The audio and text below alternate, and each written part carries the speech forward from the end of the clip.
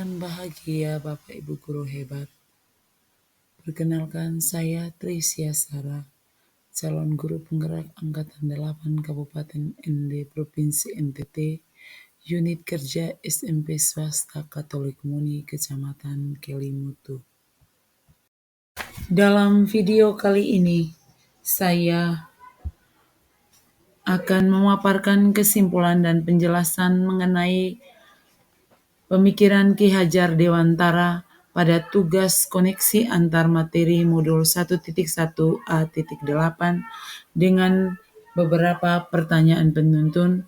1. Apa yang saya percaya tentang murid dan pembelajaran di kelas sebelum saya mempelajari modul 1.1. 2.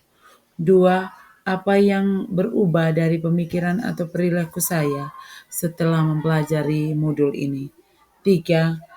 Apa yang dapat segera saya terapkan lebih baik agar kelas saya mencerminkan pemikiran Ki Hajar Dewantara. Sebelum saya merefleksi diri saya memaparkan kembali pemikiran Ki Hajar Dewantara, yakni pendidikan berpihak pada siswa atau student center. 2. Pendidikan disesuaikan dengan kodrat alam dan kodrat zaman setiap peserta didik.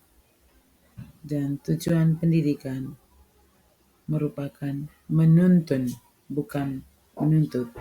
Sehingga Ki Hajar Dewantara mengibaratkan pendidikan sebagai seorang petani dan siswa-siswi sebagai benih-benih padi.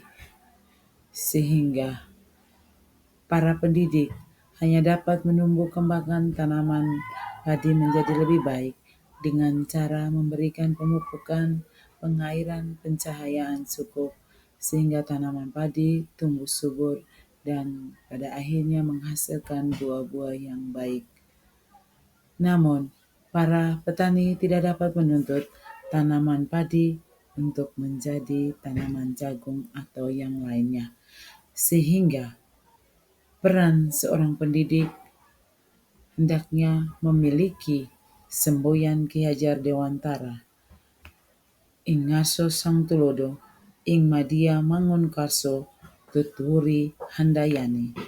Menuntut segala kekuatan kodrat yang ada pada anak-anak agar mereka dapat mencapai keselamatan dan kebahagiaan yang setinggi-tingginya, baik sebagai manusia maupun sebagai anggota masyarakat. Sebagai refleksi saya, yang saya percaya tentang murid dan pembelajaran di kelas sebelum saya mempelajari modul 1.1. Yang pertama, pembelajaran hanya terpusat pada guru atau teacher center. 2. Pembelajaran lebih terfokus pada penyelesaian materi atau ketercapaian KKM. Ketiga, siswa bersikap pasif dan motivasi belajarnya sangat rendah. 4. Guru tidak memperhatikan karakter siswa.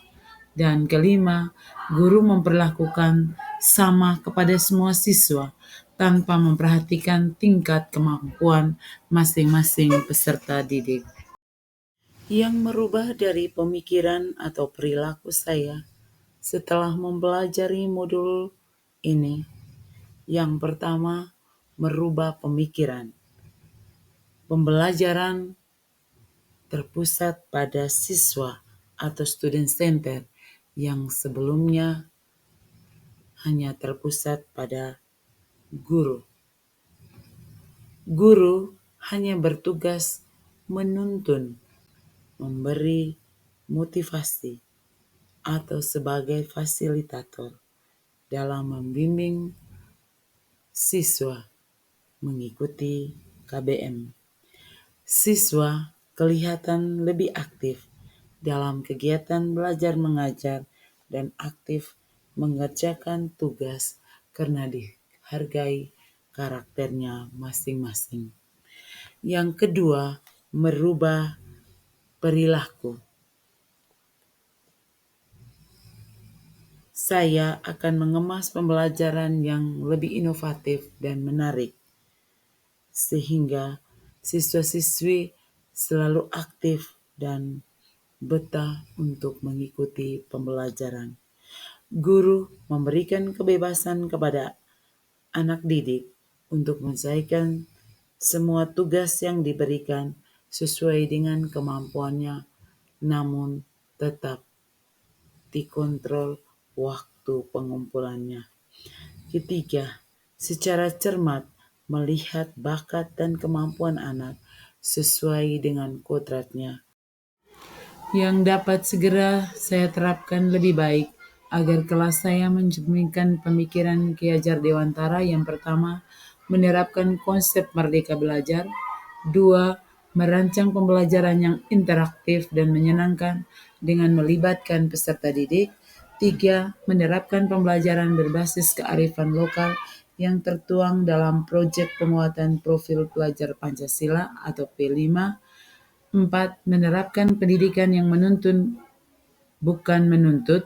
5. Pembelajaran yang sesuai dengan kodrat alam dan kodrat zaman. Yang menjadi kesimpulan dalam refleksi saya, yang pertama, pendidikan yang berpihak pada anak atau student center. 2. Pendidikan menuntun anak sesuai dengan kodratnya, baik kodrat alam maupun kodrat zaman peserta didik. 3. Pendidikan bukan hanya menerapkan ilmu pengetahuan saja, tetapi penanaman budi pekerti yang baik juga sangat diperlukan. 4. Pendidikan selanjutnya berhamba pada anak. Salah satu kegiatan yang diterapkan yang mencerminkan pemikiran KHD, di mana pendidikan terpusat pada siswa, di antaranya siswa melakukan praktik baik dalam mengukur kuat arus listrik dan tegangan listrik pada materi listrik dinamis. Demikian pemaparan tugas koneksi antar materi modul 1.1. Saya ucapkan terima kasih. Semoga bermanfaat. Salam guru penggerak. Jangan lupa like, komen, dan subscribe.